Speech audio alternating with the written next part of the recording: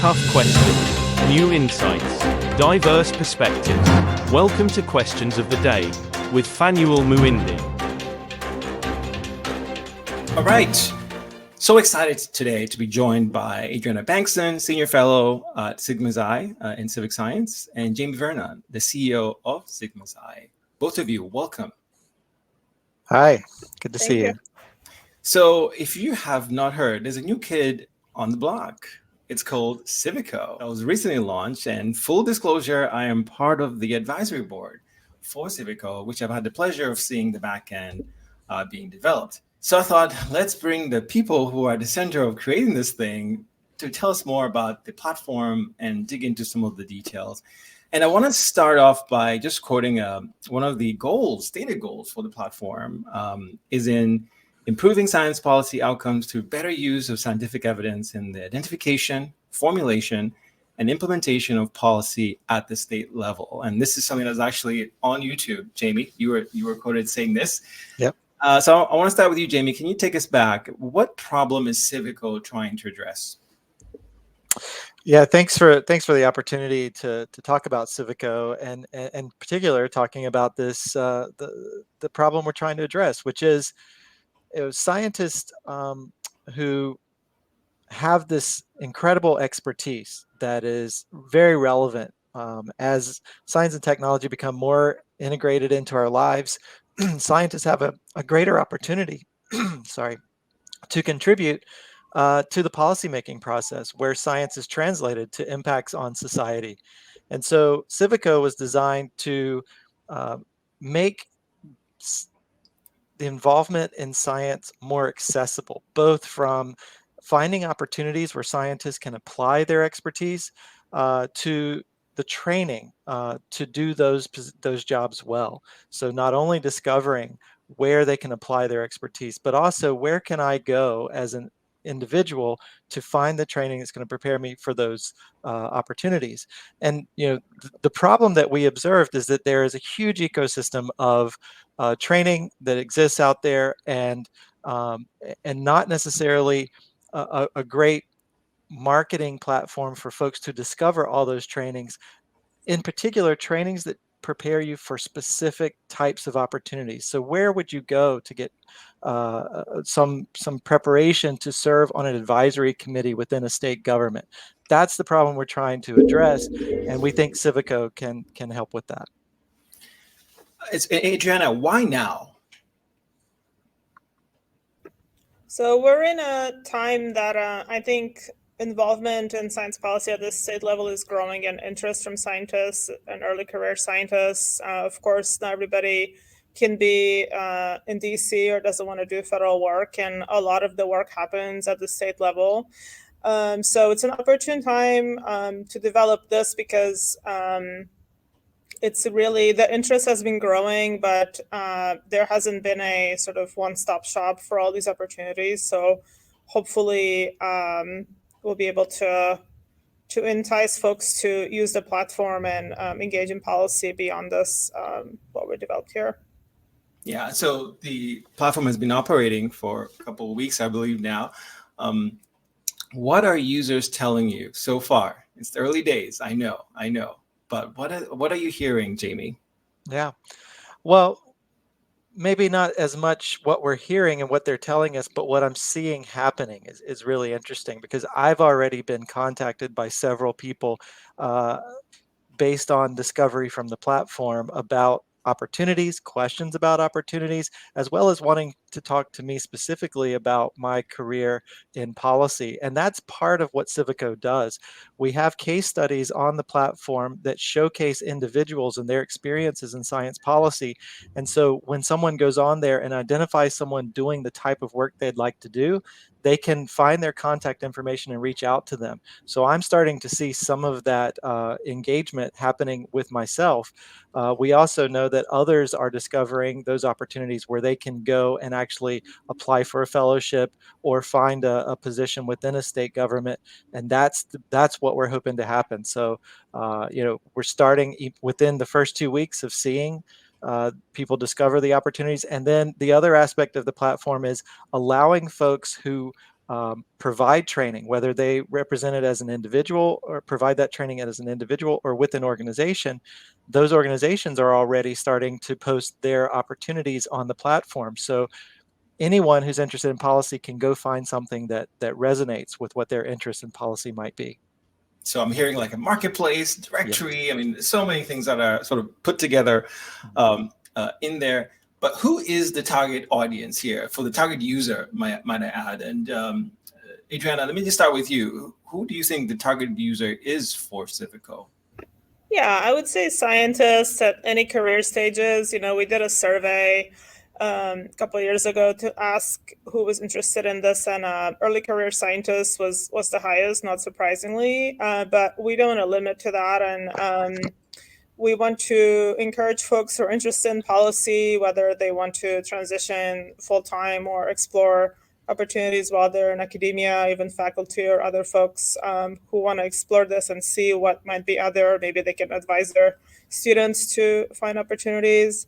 Mm-hmm. The other side is, and this is interesting, an idea that has emerged to sort of create a speakers bureau or scientist bureau where policymakers can go and find scientific expertise. So this is something that we might include in the future, and so it can be sort of bi-directional. Yeah, similar to what Sciline, the AAA's Sciline platform that is based there. So I want to dig a little bit deeper for someone who's looking at this and thinking about Civico. So am I going in there? I'm a user. As I mentioned earlier in the goals, the identification, formulation, and implementation. Am I learning to do these things? Am I finding initiatives that are doing these things? What am I doing in there as a user? I have an account. Walk us through that, Jamie. Sure. So the original idea was that this would be both a connection, a networking platform, and an educational platform. And we will be building more educational elements into the platform as you go forward. But there is a small amount of awareness that's raised through the platform in terms of understanding where you might want to be in the policy process. So you touched on these briefly. We've broken down the policy process into 3 areas: identifying policy, formulating policy, and implementing policy. And each of those 3 areas requires unique skills, and many of the opportunities within those areas require different time commitments. So in the formulation area, you might be more engaged in an advocacy role. So trying to shape the formulation of policies is often done so by advocates who have a perspective on what type of policies should exist. Whereas a scientist who is studying a particular problem in their local region or in their research ecosystems, they may realize that there is a need for a policy. That would be in an identify policy area. And so you do learn a little bit about how policy is formulated and where you can fit into that process. Yeah, and I'm curious now, how does Civico fit into the bigger landscape of science policy, right? You mentioned there are quite a few trainings, right? And you hope most of them, if not all, are going to be on your platform, right? Right. But how does it fit, and how would the practitioners of, for example, those who are hosting science policy training programs, how should they be using or trying to encourage others, right, locally, the trainees, to use Civico so that Civico can become what it is meant to be, right? Its full capacity. And Adriana, any thoughts there? Yes, I would say there's a number of different options for filtering. So if you're a student, you're looking at this, I want to see what's in my state, and you can filter based on policy areas, state, branch of government, and really see what's out there. The case studies, I think, are really helpful, as Jamie said, to connect with folks who are in those roles and be able to talk to them and learn more about how they got there. That's really helpful. From the practitioner side, similarly, I think, and we've seen interest from organizations that are already involved to promote their offerings, fellowships, internships, boot camps. And so it's really a wealth of opportunities there. But also they've expressed that they want to see what their colleagues are working on too. So I think that for organizations that are looking to involve their students or faculty or other folks, but also to see what everyone else is doing in the community. So I'm hoping that'll be a part of that too. Yeah. Yeah. And you've received this question before at the launch. I believe you got this as well. Big challenge for any platform like this is this long-term plans, right? How are you going to ensure that this remains in place? Because we've seen before things launch like this and you give it a good run, you're done. This is the long haul here, right? You guys are in this for the long run, Jamie. What's the plan?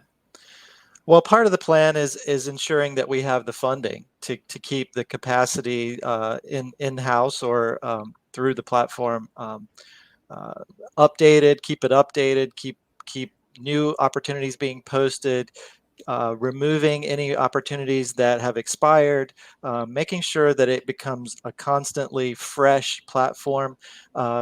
Also, I think that a key part of this is that the community understands the value. What we're trying to do here is break down barriers between organizations and show that there is this incredible breadth of training that exists out there. You know very well about the number of communication training that exists. There's lots of policy trainings that exist and lots of different types of policy trainings that exist out there, from certificates to workshops to one-off presentations. And so we want to have a place where everyone has a stake in benefiting from their opportunities being present here and being discoverable, so that we can increase the participation in these workshops. I think the bigger goal is to, when you post something on the platform, you have an opportunity to reach a much broader audience of scientists who are expressing an interest in policy. So we think that just given this drive to increase participation, or other organizations are going to have an interest in the platform being sustainable. So that's the goal. Yeah, because funding, I mean, we know how hard that can be. Yes. And this, and correct me if I'm wrong, the Rich Allen Foundation funded, always one of the funders for this project. Is that right? Yes, we're very appreciative to the Rita Allen Foundation for funding a Civic Science Fellow, Andrew George, who was then followed by Adriana to carry this project forward. And they are continuing to do great things in the civic science space. And so we obviously will be looking to have continued support from them, but also we think there are others who have an interest in the policy environment who will get behind this platform. Yeah, I'm curious as well. Whilst you're building this, what evidence were you using from the literature, I guess, right, to construct the platform? I know you were talking to various stakeholders, and I'm curious from the literature side. Did you look at that, and what did you learn there that informed you about creating this platform? Adriana. Yeah, so in some ways it is informed by just knowing the field and sort of being in the field. You understand that this is a trend that's emerging, so I wanted to be at the forefront of that. There are a few publications talking about engaging scientists in policy at different levels, the local, state, national, which are now resources that will be included there, so you can read those. I think that's one of the things we want to add also, is to have opportunities for folks to read more about the field and where it's going, and those are resources that will be added too. So yeah, because I think one of the things, especially in the SciComm area, right, there's a lot of literature there that is pumping out. And from my end, from my perch, I'm seeing less in science policy, specifically when you're looking at skill set development, right? When you say science policy is not a skill; it is comprised of skills inside, right? And you mentioned that the tool will be able for users to look at the different skill set. Do you envision being able to break down those programs according to skill sets being provided? Because science policy has multiple, as I mentioned, multiple things that one can do, from advocacy, from writing op-eds. Can you talk a little bit about that with respect to the skill sets, Jamie? How are you thinking about it for the platform as it develops? Yes, we do expect to be able to more directly link certain skills with certain types of positions. That will be another level of granularity of filtering and sorting the opportunities that come into the platform. But that's going to take some time so that we can sort of evaluate what those opportunities are. And more importantly, aligning the trainings with the opportunities, that and having folks who have participated in specific types of opportunities tell us what skills they needed to be effective in those positions, then we can look to the training network that exists and see where the gaps are. And so as much as Sigma's Eye is not looking to create new trainings that compete with what exists out there in the market, there will be an opportunity now to identify the gaps in the training ecosystem that will need someone to provide that training. So we see multiple opportunities in the future for connecting people with training opportunities, but then developing new training opportunities. And we would expect everyone who uses the platform to see those opportunities as well and fill in those gaps as we go forward. And we expect that to make a stronger policy workforce. In fact, even having the researchers be using it, right? And Adriana, you've been publishing some of the work, right? Looking at skill set development. Should there be more, and this now zooming out a little bit, do you wish there was more science policy research, like on the skill set development side, being done? And if not, like why aren't we seeing more of it? Yeah, that's definitely a gap. I think we try to bridge that gap and, published on undergraduate involvement and trying to get people into the field early, which I think is emerging, but very early still. We've also published on one of the certificates that we worked on at UC Irvine. And so I think that we're trying to contribute to this literature, but I think it's something that scholars who are in policy are working on, and maybe it's a matter of finding who those people are and engaging them more. I think policymakers also don't tend to read scientific papers, so there is that gap of, you can publish these things, but then make it accessible to what they're interested in reading and that format. So I think you need both, but different audiences for it. Yeah, I think there's a lot of opportunities there. Now, guys, I wish we can just keep talking on and on and on, but sadly we can't do that. And I hope you come back as the platform grows. I want to ask you this last question. So Civico is the new kid on the block, of course. Very recently, full disclosure, I myself was building a platform, my dashboard, right? The TISP dashboard, as you may well know. And there are others, right? The Retalent Foundation came up with that big roadmap, a report that came out, right? And there's another platform around public engagement that's kind of more of a directory. The Psychomer platform has a lot of training meetings that are there. I can just keep on going. Guys, how should users and others who are looking at this navigate this field of tools? Are we in a Wild West right now of tool development? And what's your take as you guys launching and executing on Civico? Yeah, I would say that we're actually trying to bring some order to what has been the Wild West. And that's why you see all these efforts, is because there has been this tremendous growth of interest in science policy, as well as student organizations on campuses. And then we know that we have all the scientific societies who have their own approach to science policy. But one of the observations that we made was that a lot of the trainings were redundant in the sense that they focused primarily on advocacy. And when we know that the policy skills that are needed in all the different opportunities are much more varied than that. So we're trying to bring some order to that broad ecosystem. And then, as I said, identify where there's gaps in the system and then try to fill those gaps so that we're training people with all the skills they need to be successful. And I think what you're seeing in this tool development is a professionalization and a harmonization of all of the work that everyone's been doing into these platforms. And there may continue to be convergence in this area. Yeah. Adriana, do you want to add any thoughts to that?